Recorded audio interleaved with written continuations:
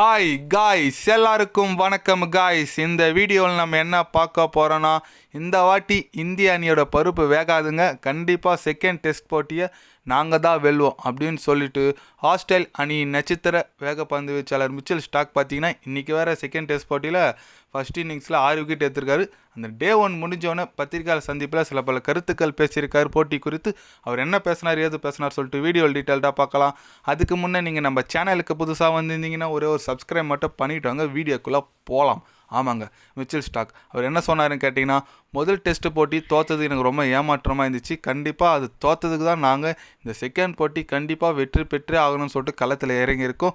இந்திய அணி உண்மையான ஒரு வலுவான அணி தான், அதில் எந்த விதமான சந்தேகமும் இல்லை. நல்ல இளவீரர்கள் கொண்ட அணியாக இருக்குது. பட் இருந்தாலும் எங்களுக்கு எங்கள் சொந்த மண்ணில் வெற்றி வேணும்.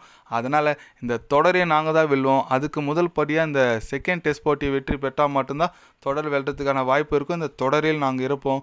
எங்கள் அணி வீரர்கள் உண்மையாக நல்ல பயிற்சியில் இருக்காங்க. கண்டிப்பாக செகண்ட் டெஸ்ட் போட்டியை நாங்கள் தான் வின் பண்ணுவோம் அப்படின்னு சொல்லிட்டு ஸ்டாக்கு பேசியிருக்காப்புல ஓப்பனாகவே.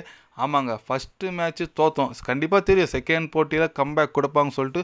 ஆனால் ஸ்டாக்கு பயங்கரமான ஒரு கம்பேக் கொடுத்துட்டாரு. ஏன்னா 6 விக்கெட் எடுத்தாருங்க.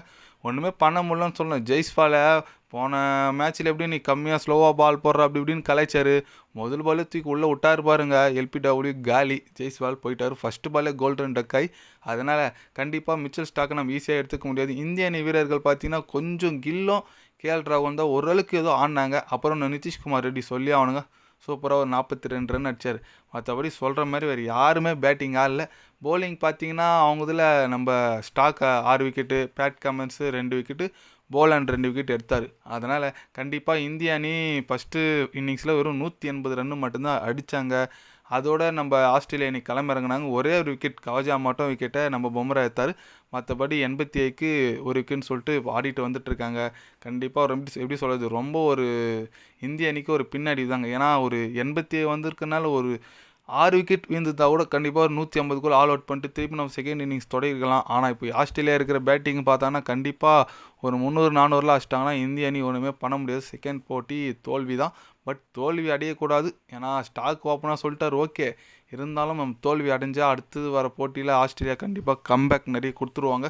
சீரீஸ் வின் பண்ணுறதுக்கு வாய்ப்பு இருக்குது. நம்ம இந்த மேட்ச் தோற்றா நம்ம ஐசிசி டெஸ்ட் சாம்பியன்ஷிப் ஃபைனலுக்கு போக முடியாது. அதனால் நிறைய பிரச்சனைகள் இருக்குது. அதனால் என்ன ஆனாலும் இந்த டெஸ்ட் போட்டி வெற்றி பெற்றே ஆகணும். பார்க்கலாம், வெயிட் பண்ணி இந்திய அணி எப்படி பர்ஃபார்மன்ஸ் கொடுக்குறாங்கன்னு சொல்லிட்டு, கம்பேக் கொடுக்குறாங்களா சொல்லிட்டு பார்க்கலாம்.